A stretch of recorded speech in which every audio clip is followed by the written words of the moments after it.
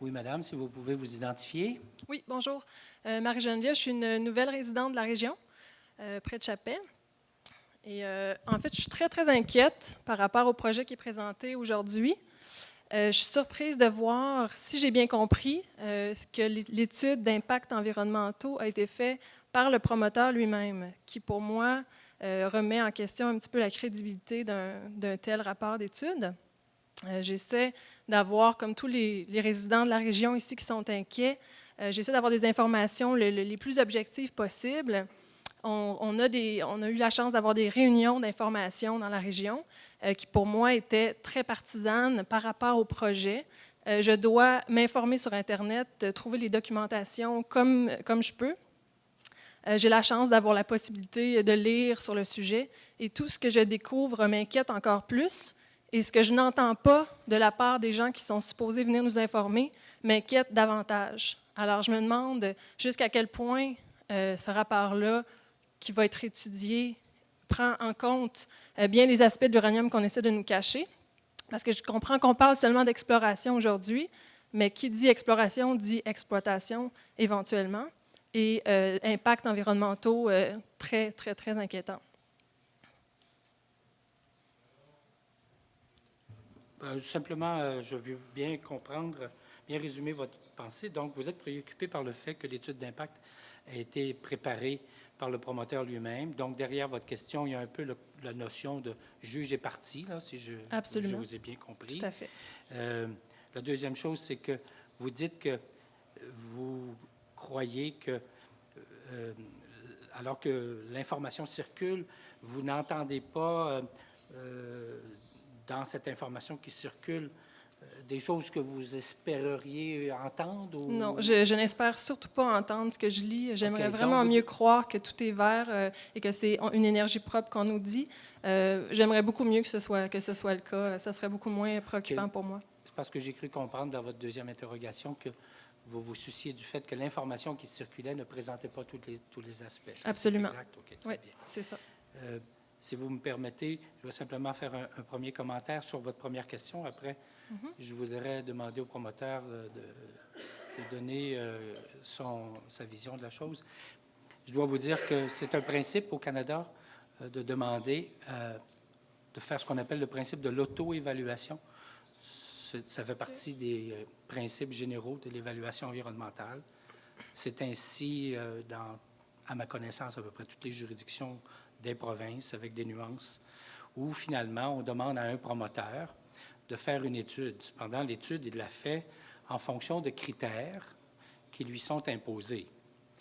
Alors, donc, en partant, ce que j'aimerais que vous reteniez de mon intervention, c'est que c'est vrai, c'est lui qui tient la plume, mais c'est une tierce partie qui lui définit c'est quoi les thèmes qu'il doit aborder, comment il doit les aborder, quelles sont les méthodes de travail, etc., etc. Alors, ça fait intervenir donc un rédacteur, mais aussi un designer, ou quelqu'un qui établit la table des matières de l'étude d'impact. Ça, c'est le premier point que j'aimerais vous dire. Alors, d'où découlent les questions?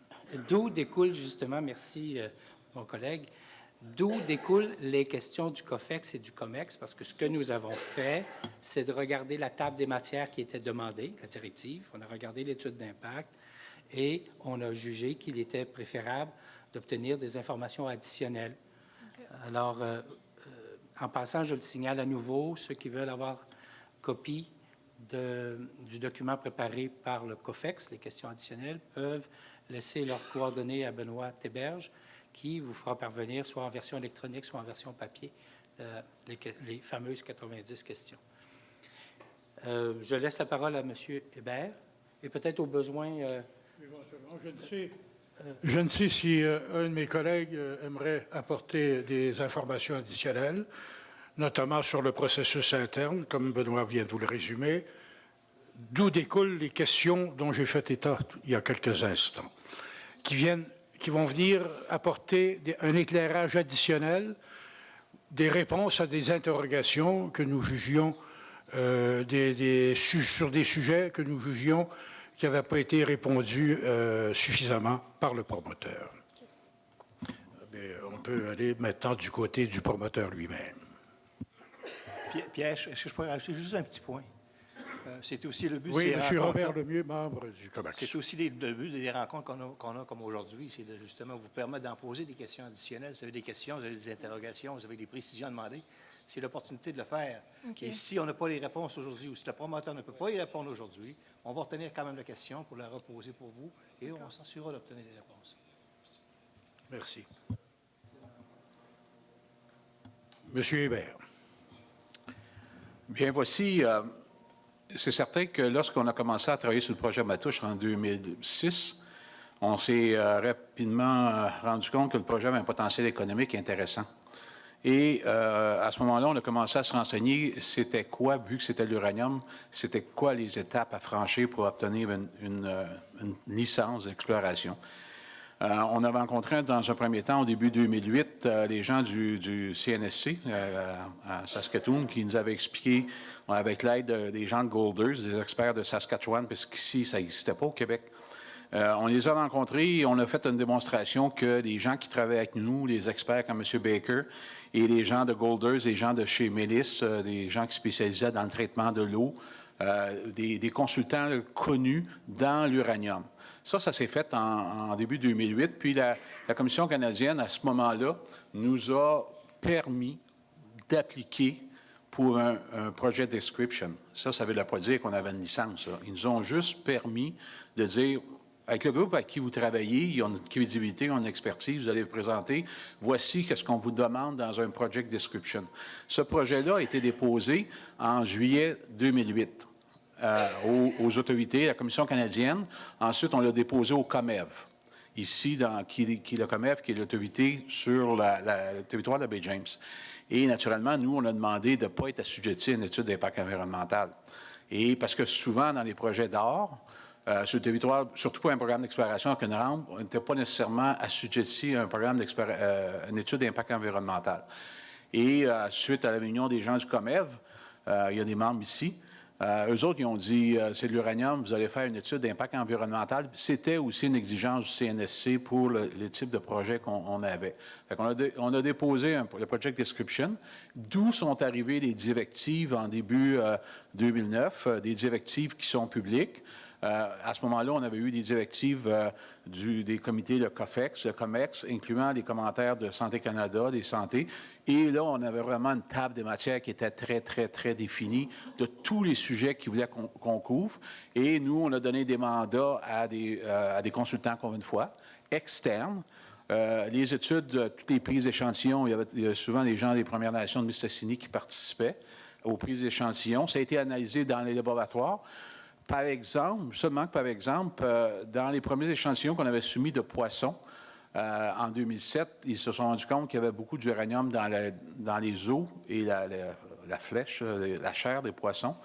Et dans des directives, ils nous ont demandé des études additionnelles sur les poissons.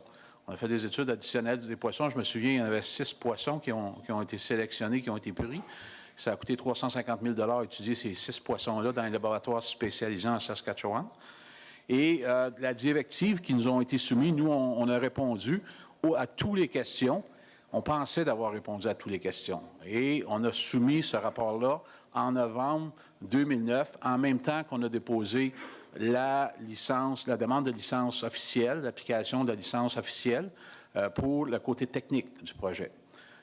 Comme j'ai déjà dit, on a dépensé 5 millions de $ à peu près en études de prélèvement d'échantillons sur le vent, sur l'air, sur ces choses-là, qui sont définies. Et on a fait la même chose pour, ça a coûté à peu près 5 millions pour l'étude technique, les plans et devis de tout. Et à ce moment-là, c'est là qu'on a eu un petit peu une surprise. Ils ont dit, bien, si tu penses que c'est complet, c'était pas complet pantoute, voici 90 questions additionnelles qu'on te demande.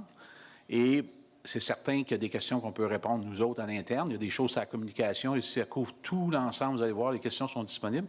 Toutes les questions, la distance entre les microphones pour enregistrer des oiseaux dans le bois, des questions comme ça, des questions beaucoup plus détaillées. Beaucoup de questions sur la question aussi, comme vous avez mentionné, vous faites de l'exploration, c'est certain que vous voulez faire une mine. On a dépensé 60 millions de $ à date sur ce projet-là. C'est bien évident qu'on a l'intention d'aller plus loin, si on a la permission d'aller plus loin.